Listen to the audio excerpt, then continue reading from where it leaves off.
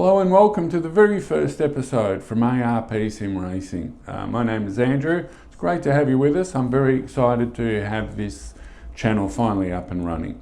Today we'll be trying to attempt to break a world record held by VTEC 42 at Adelaide Raceway on using the Arbeth 1000 Bellina Corsa. So let's get to it and see if we can beat it. Okay, so I'm just going to take her on a slow drive. What I've done is I've switched it to automatic because I had trouble talking about the track and changing gear at the same time. I actually blew an engine the last time I tried it. So So anyway, we're coming onto the main straight here. Now you want to, of course, get a great angle coming out of here to pick up as much speed as possible.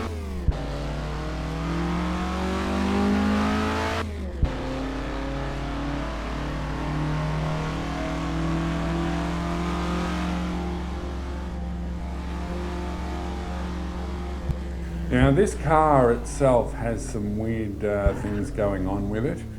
One of the problems, I love this track, but I'm not a big fan of this car, mainly because it suffers from compression lockups, and I don't do heel toe. I get around those problems in another way, and I'll explain that way when we get up to a long straight. So we come up to the first chicane here now. RSR and Assetto Corsa do not penalise you for going over the curbing here.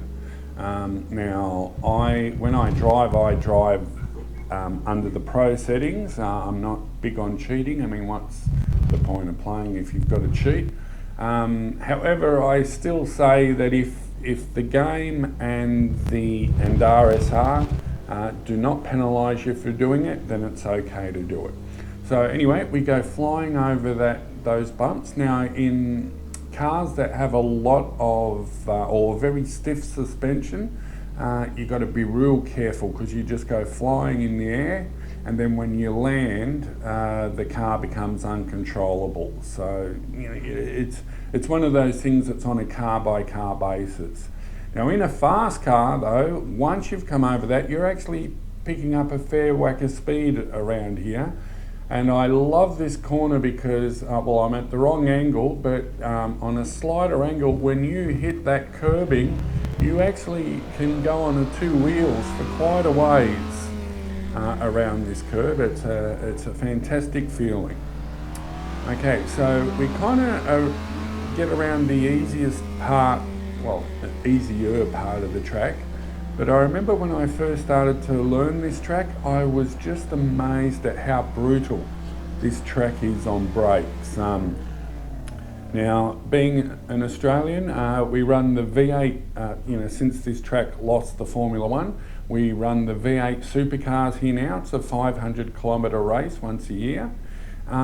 It just amazed me. So you'll go flying around that corner, you're doing a humongous speed by this time, so you slam on your brakes, and then you've got this 90-degree turn here, so you come flying around here. I'll pick up a bit of speed.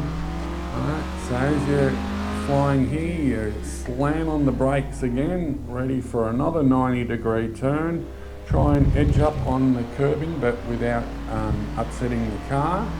Then you've got to get left here, slam on the brakes again, and come around here. Now this one's a tough one because you've got this curbing here which will throw certain cars off, but you want to, so you can see that this fence is at an angle, and you want to be over to try and then take the next one, the next corner at a great speed. So, and you can see another curbing on the left here. So now when you're going really fast, of course, it's pretty hard not to hit that curbing.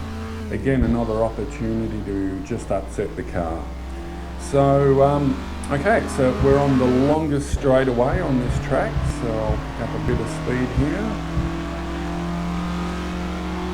Now, when you drive this for the first time with a car that you're unfamiliar with, the funny thing is if the car understeers, this corner is not your friend, because what happens is you go flying around here and you just turn the steering wheel and the car goes straight into that fence. So yeah, it'll always take one or two goes to get it right.